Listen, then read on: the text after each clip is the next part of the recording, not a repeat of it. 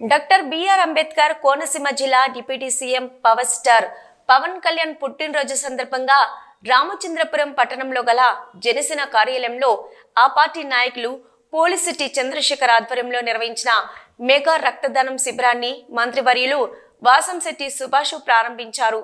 మొక్కల పెంపకం ద్వారా పర్యావరణ సమతుల్యం కాపాడాలనే పవర్ స్టార్ పవన్ కళ్యాణ్ పిలుపు మేరకు మంత్రివర్యులు సుభాష్ చేతుల మీదుగా మొక్కలు నాటారు.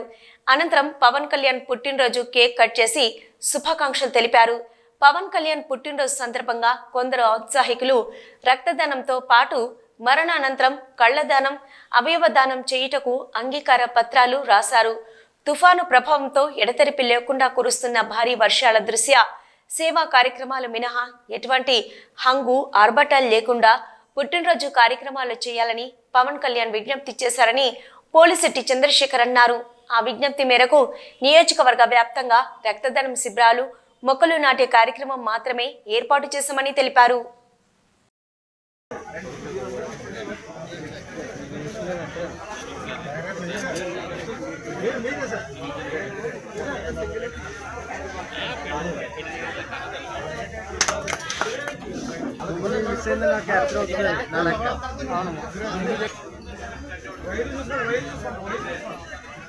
ఏంటండి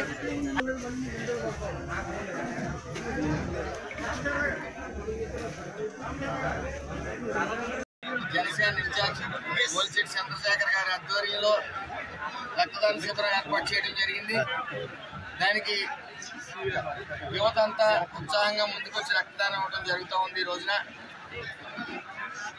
గతంలో పవన్ కళ్యాణ్ గారిని అసెంబ్లీ గేటు కూడా ముట్టుకోనివ్వనని కొంతమంది వైఎస్ఆర్సీపీ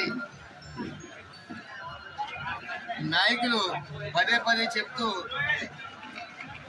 ఎట్టి పరిస్థితుల్లో అసెంబ్లీ గేట్ ముట్టుకోనివ్వం, అదేవిధంగా ఆయన వ్యక్తిగత జీవితంలోకి వెళ్ళి కొద్ది విమర్శలు చేసి ఒక సీటు కూడా రాలేదు, ఒక సీటు మాత్రం వచ్చిందని ఎగతాళి చేస్తున్నారు.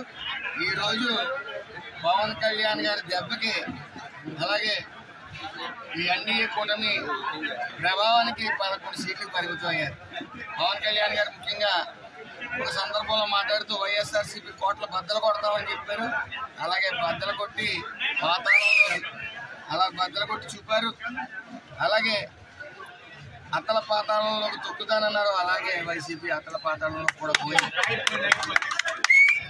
కాబట్టి ఆ రోజున కేవలం జగన్మోహన్ రెడ్డి గారి మీద జగన్ మెప్పు కోసం కొంతమంది పోరంబోకులు ఇష్టానుసారం మాట్లాడుతూ వచ్చారు. వాళ్ళు నోటుకు వచ్చింది మాట్లాడుతూ వచ్చారు. ఇటు పవన్ కళ్యాణ్ గారిని, ఇటు లోకేష్ గారిని, ఇటు నారా చంద్రబాబు నాయుడు గారిని కూడా విమర్శిస్తూ వచ్చారు.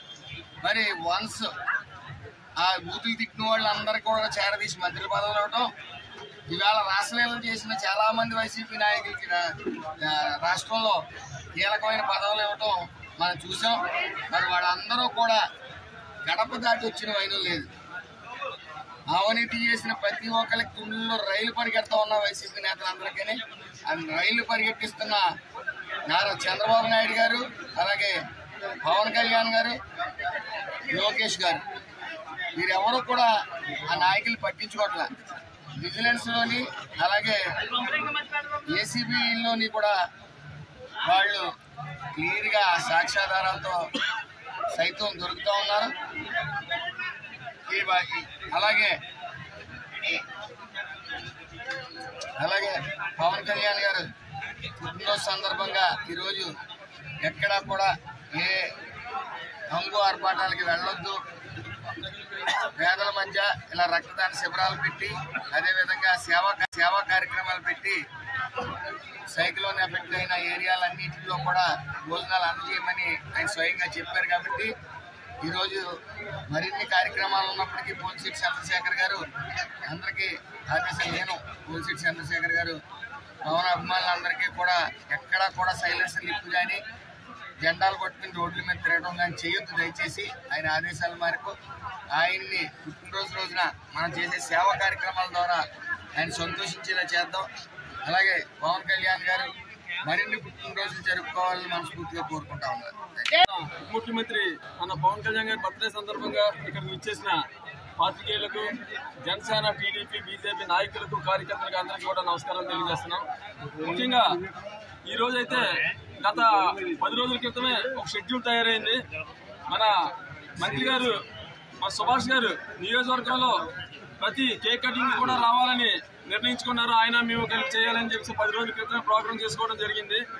కానీ ఈ ఫ్లడ్స్ కారణంగా పవన్ కళ్యాణ్ గారు కానీ, చంద్రబాబు నాయుడు గారు కానీ మాకు ఇచ్చిన పిలుపు మేరకు ఒక సేవా కార్యక్రమంలో మాత్రమే మీరు భాగం పంచుకోండి. ఈ ఆనందోత్సవం మన రైతులు ఇంత ఇబ్బందుల్లో ఉన్నప్పుడు మన ఆనందాల్లోకి వెళ్ళడం కరెక్ట్ కాదని చెప్పేసి నిర్ణయించడం జరిగింది. కాబట్టి సేవా కార్యక్రమాలు అన్నట్లోని కూడా మంత్రి గారు ఈరోజు పాల్గొనడానికి సిద్ధంగా ఉన్నారు.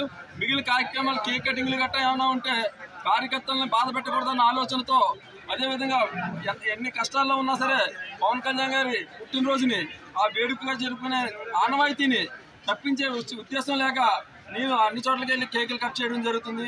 ఇది ఆనందంతో కాదు, పవన్ కళ్యాణ్ గారు ఆయన ఉప ముఖ్యమంత్రి అయిన ఆనందంలో చేసుకుంటాం.